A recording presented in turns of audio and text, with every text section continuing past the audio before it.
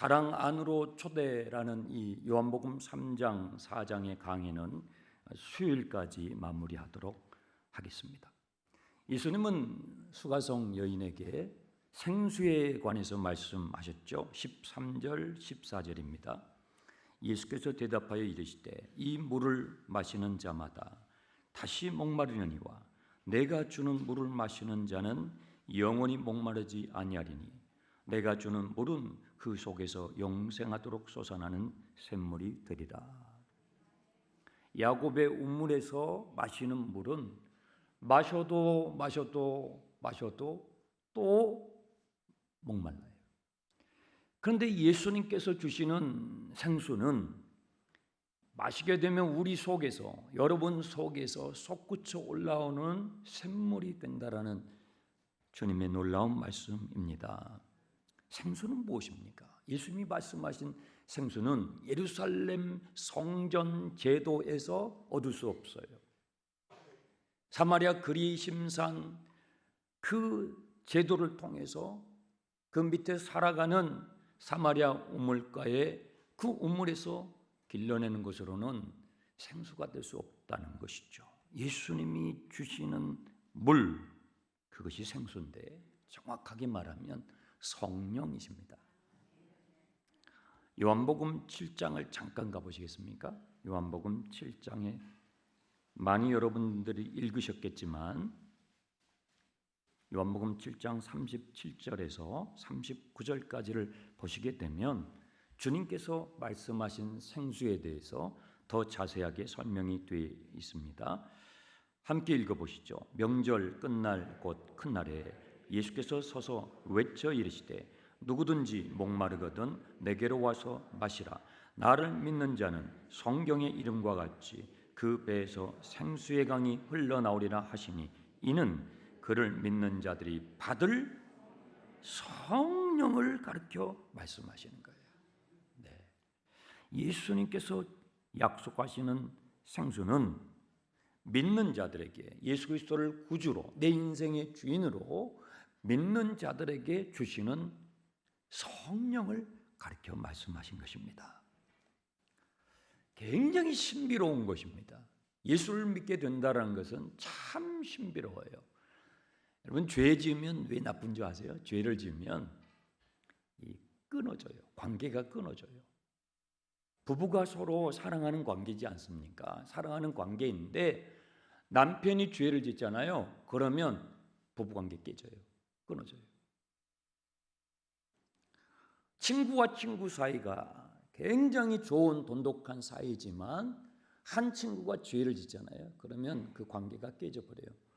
죄는요 분리시키는 능력이 있어요. 하나님과 우리 사이에 죄를 짓잖아요. 왜 나쁘냐면 죄를 짓게 되면 하나님과 우리 사이가 디스커넥트, 끊어져 버려요. 모든 사람이 죄를 범하였음에 하나님의 영광이 이르지 못한다 할 때 그게 디스커넥이에요. 끊어진다는 거예요. 그래서 우리가 죄를 짓게 되면 하나님과 멀어져요. 내 인생에서 자꾸 하나님과 멀어지고 내가 하나님도 도피해요. 아담과 하와가 그랬잖아요. 그 근성이 나오게 돼요. 죄를 자꾸 짓게 되면 그의 삶 가운데서 하나님이 지어지고요. 하나님이 없어지고요. 하나님이 인정하지 않게 되고요. 그래서 하루 종일 24시간을 사는데 하나님을 전혀 의식하지 않고 살아요. 재밌게. 그래서 망해요. 그게 죄의 능력이에요. 그래서 죄를 짓지 말라는 거죠. 그런데 신기하게 예수 그리스도의 십자가의 복음, 부활의 복음을 듣고 내가 죄인이구나. 예수님을 나의 구주로 고백하고 영접하게 되면 놀라운 일이 벌어지는데요. 이것을 경험적으로 경험하는 분도 있고 시간을 두고 경험하는 분들이 계시는데 그때에 예수님을 영접할 때 여러분의 속에 성령이 들어오세요. 주님의 영이 들어오세요. 들어오셔서 무슨 일을 하시냐면 죽었던 여러분의 영을 살리세요. 죄를 지으면 영이 죽어요. 죄를 지으면 하나님은 영이시니 하나님의 형상인 내 영이 죽음으로 말미암아 하루 종일 살아도 하나님을 생각하지 않고 산다니까요. 실컷 죄를 지어도요 하나님 생각하지 않고 살게 돼요. 그런데 성령님이 내게 들어오시게 되면 그분이 제일 먼저 하시는 것이 죄로 인하여 죽어진 내 영을 터치하셔서 살리세요. 이걸 중생, born-again이라고 그래요. 내 영이 다시 살아난다 할 때 거듭남 중생이라고 하는 것이죠. 내 죽었던 영이 살아나게 되면 어떤 반응을 하게 되냐면요, 그때부터 하나님의 아버지라고 불러요. 어린 아이들도, 어른들도, 청소년, 장년들도요, 전혀 하나님에 대해서 의식하지 않고 살았던 분들이 그 심령 속에 성령이 들어가시게 되면 죽었던 영이 소생하면서 막 찬양하면서 자기도 모르게 하나님 아버지 그래요. 기도하면서 하나님 아버지, 아버지, 애기도 아버지, 딸도 아버지, 엄마도 아빠도 다 하나님을 아버지, 아버지 하는데 이 촌수를 따질 수가 없어요. 다 아버지라고 그래요. 희한한 일들이 벌어져요. 나의 존재가 그냥 생겨난 것이 아니라 뿌리가 있구나. 하나님께서 나의 존재를 창조하셨구나 하는 것이 내 심령으로부터 믿어지게 돼요. 그리고요, 그 성령님은 내 안에 들어오셔서 나가버리시는 게 아니라 내 안에 거하셔서 임마누엘 함께 하셔서 뭐 하시냐면요, 하나님이 어떤 분인지를 계속 알려주세요. 보혜사 하시라고 그러죠. 하나님을 계속적으로 알려주시면서 하나님을 알아갈 때 동시에 알게 되는 것이 나를 알게 돼요. 내 근원이 하나님으로부터 나왔기 때문에 하나님이 누구신가를 알아갈수록 여러분이 누군지를 알게 돼요. 내가 왜 여기에 존재하지? 여러분이 지금 이 현실에 내가 태어나야지 하고 계획하고 나온 분이 없잖아요. 내가 왜 지금 여기 있지? 여러분 계획하고 나온 게 없잖아요. 아무도 그런 분이 없어요.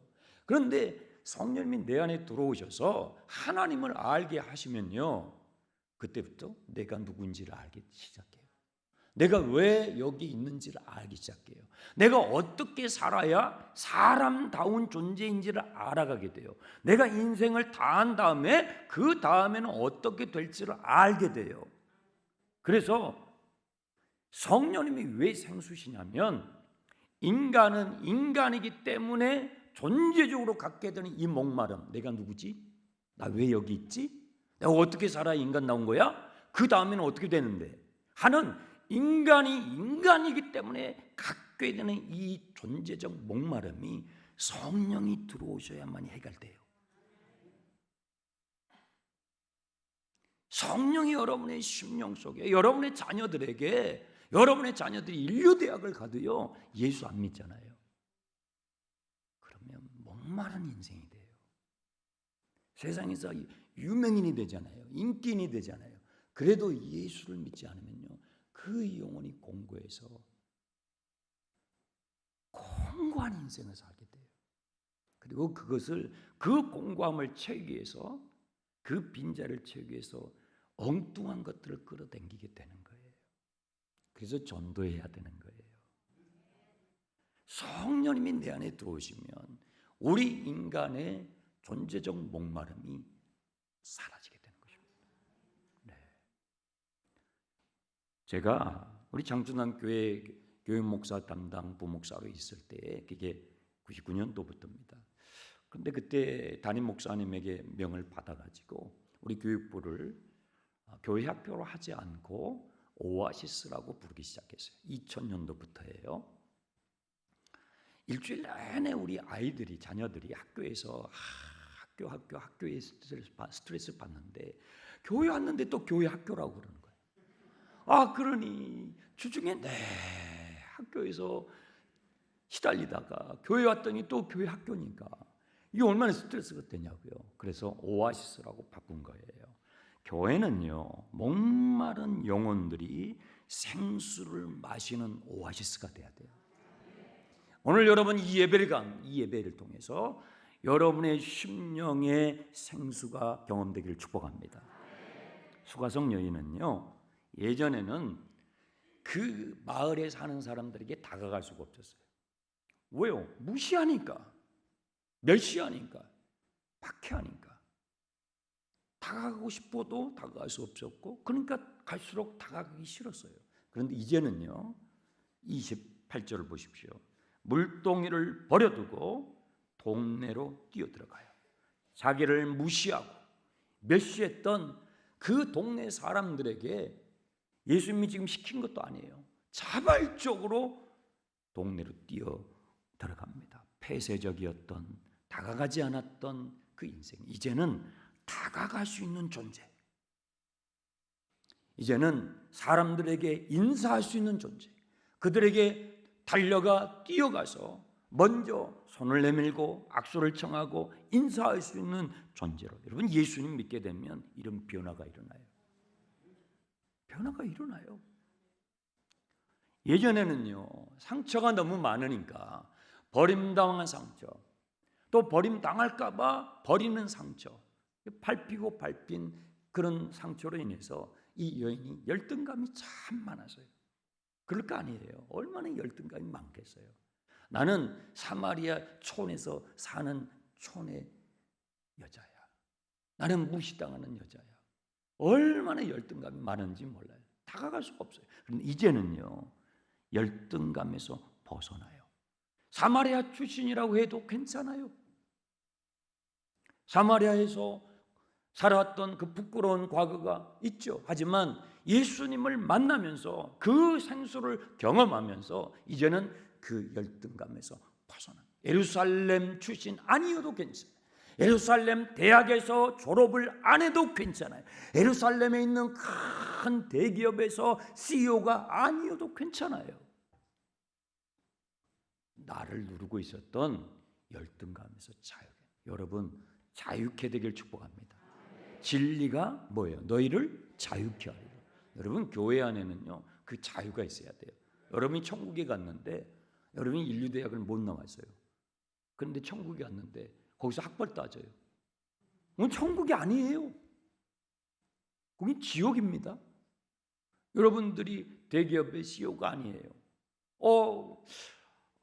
그걸로 스트레스가 많았는데 천국에 갔는데 내가 CEO인지 아닌지 그걸 막 문제 삼는 거예요. 여러분 그건 천국이 아니에요. 교회는요 천국을 경험하는 곳이에요. 교회는 완성된 천국은 아니지만 주님이 재림하시면 완성되겠죠. 그러나 이미 우리 안에 심령이 가난한 자는 복이 있나니 천국이 저희 것이며 우리의 심령 속에 이미 시작된 이 천국을 서로 확인하고 경험하는 것이 교회인 것입니다. 교회인 것입니다. 이 수가성 여인은요 천국을 경험하기 시작하는 거예요. 이제 난 괜찮아. 나 사마리아 촌사람 지방사람 괜찮아. 나 예루살렘 출신 아니어도 괜찮아. 열등감으로부터 벗어나게 됐죠. 27절 이때에 제자들이 돌아와서 예수께서 여자와 말씀하시는 것을 이상히 여겼어요. 못마땅했어요. 예수님의 제자들은 지금 되어지는 과정이 다 못마땅해요. 예수님이 사마리아로 가시는 그것부터 못마땅한 거예요. 예수님이 사마리아 여인과 상종하는 것 그게 못마땅한 거예요. 사마리아 여인이 지금 물동이를 버려두고 동네 사람들에게 막 기뻐가지고 뛰어가는데 그거에 대해서는 하나도 반응을 안 보여요. 여러분 성령님이 역사하시잖아요. 그러면 거기 모여있는 모든 사람이 다 기뻐할 것 같죠? 안 그래요. 그렇지 않아요.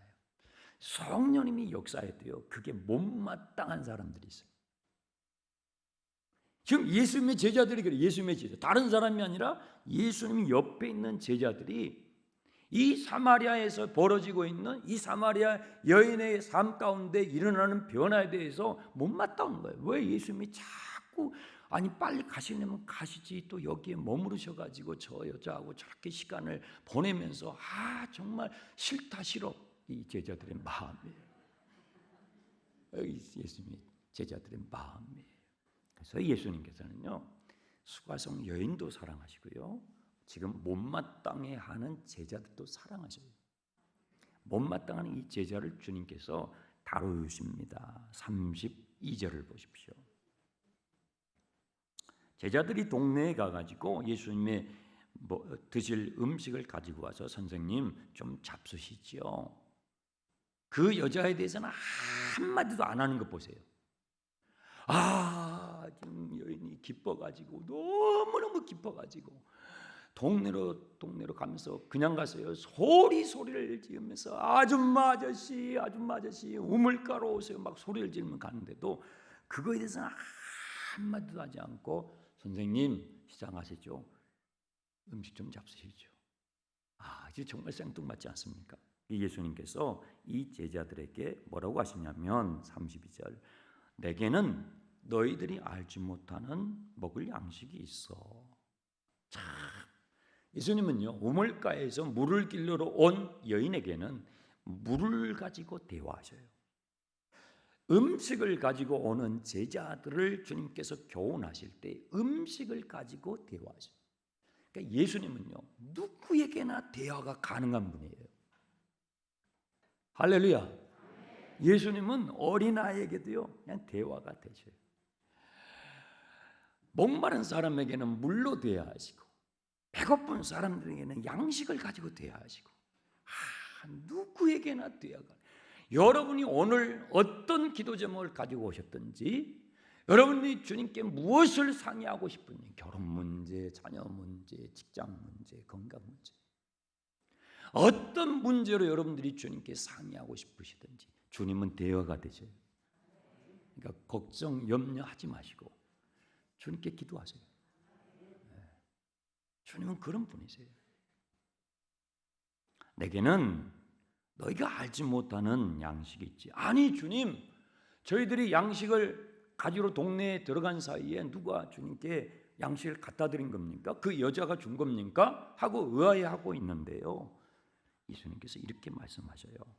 34절입니다. 나의 양식은, 예수님이 가지고 계시는 양식이 뭐냐면요, 나의 양식은 나를 보내신 이의 뜻을 행하며. 여러분, 우리 인생은요 그냥 갑자기 어떻게 우연히 해가지고 툭 이 세상에 온 게 아니에요. 뭐예요? 나를 보내신 이가 계셔. 여러분이 지금 여기에 계신 게요 어떻게 하다가 부모가 실수해가지고 어떻게 해서 있는 게 아니고 여러분을 인생의 이 가운데 보내주신 분이 계셔. 그분이 하나님이세요. 나를 보내신 이가 계신다. 여러분을 이 인생 가운데 이 21세기 바로 지금 이 순간의 이 현실 가운데 있게 해주신 그분이 계신데 그분이 우리의 존재의 근원이신 하나님. 나의 양식은 그분의 뜻을 행하며 그분의 뜻을 온전히 이루어드리는 거야. 여러분, 부모는 언제 배부른지 아세요? 부모는요 자식들이 집에서 이렇게 웃잖아요. 자식들이 집에서 웃고 있잖아요. 그러면 배가 불러요. 청소년 아이들을 키우는 엄마 아빠들은 힘드시잖아요. 청소년기가 되면 갑자기 문을 닫기 시작합니다. 자기 방문을 걸어 담궈요. 그래서 못 들어오게 합니다. 허락을 받아야 열어줘요. 그래요. 그런데 그런 아이들이 집에 들어갔는데 예배를 마치고 들어갔는데 막 깔깔깔대고 웃잖아요. 그러면 부모는요 밥을 안 먹어도 배부릅니다. 자식들은 언제 배부른지 아세요? 자식들은요 엄마 아빠가 안 싸우기만 해도 배불러요. 그냥 교회 온다고 하면서 차 탈 때부터 신경질을 불러요. 그러면 불안해요. 그리고 예배 드렸어요. 또 예배 드리고 집에 가는데 또 티격태격. 여러분 다 경험 한두 번씩 있을 거예요. 자녀들은요 부모님이 엄마 아빠가 다투잖아요. 그러면 텐션이 막 올라가요. 싸우지 말아야 돼요. 싸우시더라도 꼭 푸는 장면을 어린 자녀들 앞에서 보여주지 않으면 이게 쌓이고 쌓여요. 그리고 분노가 돼요. 나중에 터져요. 나중에 터질 때는 폭탄이에요. 부모가 집에서 안 싸우기만 해도 자녀들 배가 부른다고요. 목사는 성도들이 교회 안에 들어오기만 해도 배불러요. 야, 이 저분들이 한 주간 동안 치열한 생존 경쟁 가운데서 직장에서, 일터에서, 학교에서, 가정에서 얼마나 많은 일을 겪었을 텐데, 그런데 하나님 앞에 나오시는 그 한 분 한 분 볼 때마다 그냥 배부른 거예요. 먹어서가 아니에요. 여러분, 전도하는 분은요, 내가 전도했던 그 대상이 복음을 듣고 점점 믿음이 자라서 주님의 자녀가 나는 이제 그리스도인입니다라고 고백하는 그때 그 전도자는요, 말할 수 없는 영혼의 포만감을 가져요. 먹어서가 아니에요. 주님이 바로 그것을 가르치시는 거예요. 나의 양식이 있어. 나의 양식은 나를 보내주신 하나님 아버지의 뜻을 이루어드리는 게 나는 나의 양식인데, 저 수가성 동네로 기쁨에 차서 뛰어가는 그 여인을 보면서 예수님은 너무 배가 부른 거예요. 이해되시죠? 예수님 너무 배가 부르신 거예요. 사랑하는 성도 여러분, 주님께 포만감을 드리는 주님의 자녀들이 되십시오. 지난 금요일 날 밤에 나공교회 식구들이 47분이 오셨잖아요. 떡 해 오셨잖아요. 드셨습니까? 맛있었습니까? 네. 400명분을 해왔어요. 400명이 모일 줄 알았나 봐요. 그래서 이렇게 많이 해오셨는데, 여러분, 교회는요, 떡이 풍성해야 돼요. 교회는 맛집이 돼야 돼요. 여러분, 맛집은요, 멀어도 가요. 맛집 가는데 거리가 문제가 되시는 분 계셔요? 그건 맛집이 아니에요. 맛집은요, 1시간, 2시간, 3시간, 4시간, 5시간. 맛집은요, 거리가 문제가 돼요. 목사님, 제가 인천에서 살아요. 거리가 문제가 되지 않아요. 목사님, 저는 저기 춘천에서 살아요. 부산에서 살아요. 거리가 문제가 되지 않아요. 교회는 맛집이 돼야 돼요. 교회는 두 가지 밥상이 있어야 되는데요, 말씀의 밥상이 있어야 돼요. 말씀의 밥상은 제가 차려요. 목사인 제가 차립니다. 열심히 기도하면서, 주님, 예배가 다가옵니다. 우리 성도들에게 어떤 영혼의 양식을 먹여야 합니까? 주님, 저에게 먼저 주십시오. 저에게 먼저 그 맛을 주십시오. 주님께 구해서, 주님께 받아서, 여러분들이 예배에 참석하시면 다 새밥을 지어가지고 김이 뭐라 올라 다 밥상을 차려드리는 거예요. 그게 이제 제 할 일이에요. 그런데 예배 후에 또 있는 밥상이 있어요. 예배 후에. 그것은 교제의 밥상이에요. 교제의 밥상은 예배 동안에 같이 하나님께서 주셨던 그 영혼의 밥을 같이 먹고, 그리고 나서 흩어져서 식당에 가서 옹기종기 모여 앉아가지고 구역 식구들, 성도들과 같이 옹기종기만, 나에겐 이런 은혜가 있었어, 나에겐 은혜가 있어서 서로 떡을 떼며 밥을 먹으면서, 이 교제의 밥상은요, 누가 차려요? 큰 누나들, 작은 누나들이 차려야 돼요. 그거 누가 해요? 누님들이 하는 거예요. 누님들이 교제 밥상을 맛있게 차리면 그건 누가 치워요? 그 형님들이 치워야 돼요. 형님들, 아버님들이 다 여러분, 그게 가족이에요. 가족은 그렇잖아요. 가족은 서로 피곤하고 지치고 다투고 때로는 신경질을 부리더라도 가족은요, 밥상머리에 같이 앉아요. 그 밥상에 같이 앉기 위해서 하루를 치열하게 사는 거예요. 그리고 그 밥상에서 김치찌개 하나 끓여놓고, 오늘 점심 메뉴는 뭐죠? 하여튼 김치찌개를 하나 끓여놓고 밥 공기를 퍼서 한술 떼면서 오늘 하루의 시름을 날리는 거예요. 네, 교회는요, 밥상 공동체입니다. 말씀의 밥상과 예배 후에 교제의 밥상이 풍성한 가운데서 우리 자녀 세대들이 무럭무럭 커가는 장충단 교회가 될 줄 믿습니다. 그런 영적인 분위기 속에서 다음 세대가 커가는 것이죠. 35절입니다. 너희는 넉 달이 지나야 추수할 때가 이르겠다 하지 아니하느냐. 그러나 나는 너희에게 이르노니 너희 눈을 들어 밭을 보라. 휘어져 추수하게 되었다. 예수님이 지금 타이밍을 말씀하시는 거예요.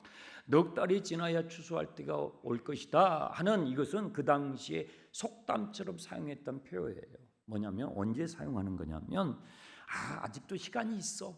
그거 괜찮아. 아직 시간이 있어. 할 때 사용했던 속담, 그들의 그 당시 표현이었다고요. 그런데 예수님께서 이 표현을 인용하시면서 그게 아니고 지금 시간 없어. 이미 추수 때가 됐어. 사람들은 넉 달쯤 지나야 추수 때지. 아직은 괜찮아. 이렇게 말을 하는데 예수님께서 아니야. 이미 추수가 시작됐어. 수가성 여인의 그 반응, 수가성 여인이 그 동네에 가서 사람들에게 전도하면서 사람들이 그래 우물가에 그 예수님이 계신다고 몰려오는 그 장면을 보시면서 이미 추수가 시작됐다. 이미 새로운 시대가 왔다. 이미 새로운 예배다. 이미 새로운 성전의 시대가 왔다. 왜요? 메시아신 주님이 오셨기 때문에. 근데 제자들은 몰라요. 제자들은 예수님을 따라가고 있으면서, 제자들은 예수님을 쫓아가고 있으면서도 지금 타이밍이 바뀌고 새로운 시즌이 왔다는 거에서 모르고 있어요. 주님께서 이 말씀을 하시는 거예요. 내가 왔어. 새로운 시즌이 시작이 됐어. 이미 추수가 시작이 됐어. 36절 거두는 자가 이미 싹도 받고 영생에 이르는 열매를 모으나니 이는 뿌리는 자와 거두는 자가 함께 즐거워하는 자. 여러분, 뿌리는 자가 있으면 거두는 자가 있죠. 같이 기뻐하는 거예요. 여기서 뿌리는 자가 하나님이시라면 여기서 거두는 자는 성자 하나님이시죠. 여기서 뿌리는 자가 구약의 믿음의 선조들이었다면 거두는 자는 신약의 성도들을 의미할 것입니다. 수가성 여인이 달려가서 전도하고 있는 그 모습을 보시면서 주님의 마음이 이제 얼마나 풍성한 영적인 추수가 이루어질까 너무너무 기뻐서 지금 이 말씀을 하고 계시는 것이죠. 37절 그런즉 한 사람은 심고 다른 사람은 거둔다는 말이 옳도다. 여러분 질문해 볼게요. 콩을 심으면 뭐가 나와요? 반드시 콩이 나와요. 팥을 심으면요? 반드시 팥. 여러분이 사과 열매를 먹고 싶어요? 그러면 뭘 심어야 돼요? 사과나무를 심죠. 심어야 거둡니다. 지금 이 자리에 빈자리가 좀 있거든요. 이 빈자리에 여러분의 아들, 딸들, 여러분의 자녀들이 이 자리에 함께 와서 예배드릴 원하시면 기대하시면 아멘 합시다. 여러분이 사랑하는 자녀들, 손녀들이 이 공간에 함께 모여서 예배하기를 기대하고 원하시면 아멘 합시다. 아멘이죠. 당연히 아멘이죠. 그런데 여러분 기억하셔야 되는 게 그거예요. 그게 단기간에 되지 않아요. 이번에 저 장 목사가 왔는데 이제 끝났어. 이제 사람들이 미어 터질 거야. 한 달에 100명씩 늘어날 거야. 우리 교회 새로 지어야 돼. 큰일 났어.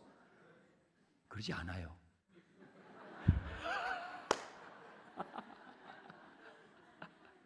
우리의 기대죠. 우리의 기대, 우리의 바람이죠. 뭐냐면요, 심고 거두는 과정이 있어요. 심고 거두는 과정이 스킵되고 거두지 않아요. 그러지 않아요. 농부가 사과나무 한 그루 심으려고요, 묵은 밭 갈아엎어야 돼요. 묵은 밭 쟁기질 열심히 해줘야 합니다. 트랙터로 갈아야 합니다. 그리고요, 거름 부어줘야 돼요. 거름. 땅이 황무지가 됐는데 거기에 그냥 좋은 열매가 맺혀요? 어림없어요. 거름 뿌려줘야 돼요. 그리고 씨를 뿌립니다. 씨 뿌리면 그냥 나와요? 그냥 열매가 맺죠? 아니요. 그 씨를 가꾸고 그 씨를 돌보고 인내의 시간, 인고의 시간 없이요 열매 맺히지 않아요. 맺히지 않아요. 금요일 날 밤에 여기 청소년들, 청년들이 꽉 와가지고 막 춤추면서 노래하면서 했잖아요. 여러분 그게요,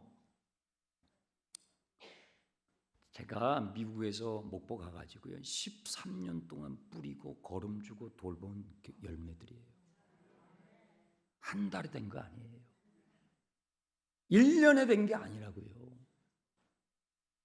13년을 심고 돌보고 가꾸고 물주고 챙기고 참고 견디고, 그래서 맺힌 열매들이에요. 과정이 없이 열매는 맺히지 않습니다. 주님께서 지금 그 이야기를 하시는 거예요. 사랑하는 장충당교회 성도 여러분, 지금 우리가 다시 심어야 할 때입니다. 우리의 자녀들이 돌아오도록, 여러분이 기도하고 있는 우리 다음 세대들, 미래 세대들이 여러분 옆에서 우리와 함께 신령과 진정으로 예배하기 위해서 우리가 지금 심어야 할 때가 되었습니다. 여러분의 기도를 심으십시오. 여러분의 땀을 심으십시오. 여러분의 물질을 심으십시오. 우리의 선배님들이, 우리 형님들, 우리 누님들이 많이 심었던 것처럼 이제 여러분이 심어야 합니다. 그래야 거둘 수 있게 될 것입니다. 제가 실천적인 면에서 3가지 팁을 드릴게요. 감동이 오시면 그걸 붙잡고 기도를 해보시면 좋겠습니다. 첫 번째 팁은요, 5월달이 무슨 달이죠? 가정의 달이잖아요. 다 아시잖아요. 그래서 5월 5일 어린이날 다음 날에 5월 6일이죠. 우리 전 성도들 위해서 바베큐 파티를 하려고 그래요. 그러니까 어린이날 어디로 갈까? 이번 가정의 달에 우리 가족들이 어디로 갈까? 고민하실 필요 없죠. 그렇죠? 이미 이제 정해졌잖아요. 어디로요? 대성리로 오시면 돼요. 대성리로. 그러면 맛있는 바베큐를 해서 드릴 거예요. 그리고 어린이는 어린이들끼리, 청소년들끼리, 어르신들은 안전하게 다치지 않도록, 또 가족들은 가족들끼리 어울려서 즐겁게 한나절 지내실 수 있도록 교회에서 준비할 겁니다. 여러분 꼭 참여해 주시고, 오실 때에 여러분 자녀들 꼭 데려오세요. 자녀들. 아, 교회가 괜찮네. 오, 교회 왔더니 바베큐를 주네. 오, 공짜로 주네. 선물도 주네. 와. 자녀들 데려오세요. 손자들 데려오세요. 전도 대상자, 이웃들, 가족들 초청해 주시면 고맙겠습니다. 두 번째 팁은요, 저희 교회에 제가 부임해 보니까 지금 2주 됐지만 저희 교회에 참 좋은 장학회들이 많더라고요. 참 감사해요. 근데 제가 목포에 가서 낙원교회에서 목회하면서 장학회를 하나 만든 게 있어요. 예슈아 장학회라는 걸 만들었어요. 예슈아라는 말은 히브리식 단어로 예수님의 발음이 예슈아예요. 예수님이 주시는 장학금. 이게 뭐냐면, 이 장학금은요, 학교 성적을 일체 묻지 않아요. 그냥 교회에 오면, 교회에 오기만 너무 이쁜 거예요. 그 학교 학원 다니면서 얼마나 입시 지옥, 입시 전쟁을 치르는 우리 아이들이 주일날 교회 오는 것만 해도 너무 사랑스러워. 학교 성적 일체 묻지 않고 주는 장학금이에요. 그리고 돈만 주지 않아요. 그 아이들을 데리고 제가 여행 가요. 여러분 여행하시잖아요. 제가 백두산도 올라가고요, 러시아도 데려가고요. 그 아이들 데리고 여행 가요. 여행 가서 대화해요. 예수 믿는 게 왜 필요하냐? 예수 믿으면 뭐가 좋냐? 그 아이들과 같이 걔네들 고민 들어주면서, 여러분 그 아이들의 밑까지 내려가서 친구가 되지 않으면 마음이 열지 않거든요. 그냥 오라고 해서 오지 않아요. 그래서 여러분 마음에 감동이 되시면 그런 장학회도 하나 나오면 좋겠고요. 그리고 출산을 하잖아요. 우리나라 그럼 대통령도 못 푸는 게 지금 출산 문제 아닙니까?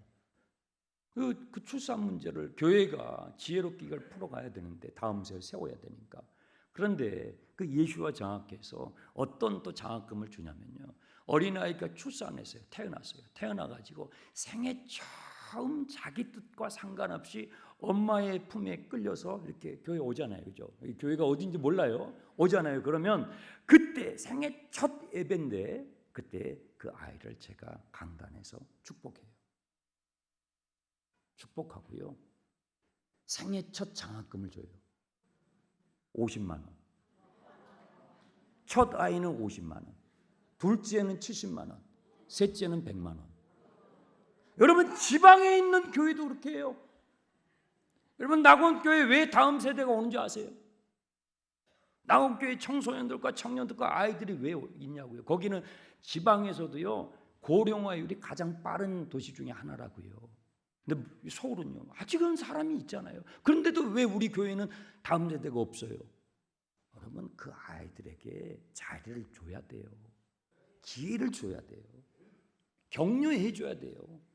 그래서 낙원교회는 100만 원까지 주는데 장충당 교회는 한 2배는 더 줘야죠. 할렐루야. 아까 우리 장님들하고도요, 새가족들이 이렇게 요즘 이제 오시잖아요. 새가족들 오시는데 저도 지난주에 새가족 이렇게 해서 모시고 이렇게 갔는데 우리 쿠폰 이렇게 하잖아요. 장님들 새가족 이렇게 전도하신 분들이 부담되지 않도록 적어도 한 달 정도는 인도하신 분하고 새가족들은 그냥 쿠폰을 줍시다. 우리 장님들이 오케이 해주셨어요. 여러분 마음껏 데려오세요.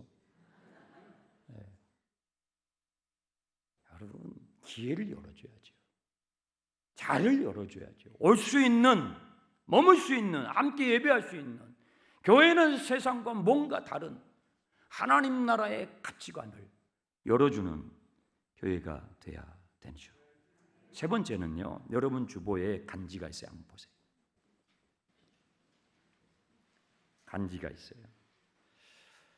여러분 주보에 보시면 우리 구역이 지금 다 무너져 있잖아요.